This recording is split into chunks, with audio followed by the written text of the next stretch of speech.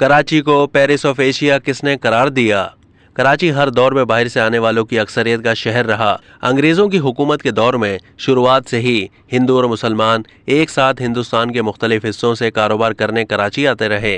इनमें अक्सरियत ने यहाँ ही रहना पसंद किया। यूँ आबादी में इजाफा होता रहा।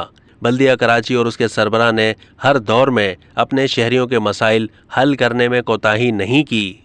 19वीं सदी की पहली दहाई तक बल्दिया कराची के तरक्याती मंसूबों के बाइस शहर में सियासी इस्तेहकाम और माशी सरगर्मियां उरूज पर पहुंच चुकी थीं।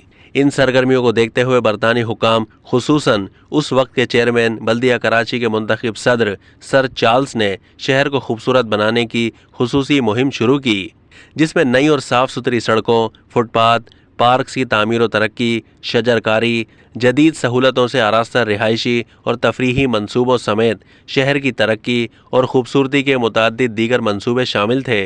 इन मंसूबों और ब्यूटिफिकेशन मुहिम से शहर इतना साफ़ सुथरा और ख़ूबसूरत हुआ कि एक बरतानवी मुसन्निफ़ ने कराची को एशिया का पेरिस करार दिया।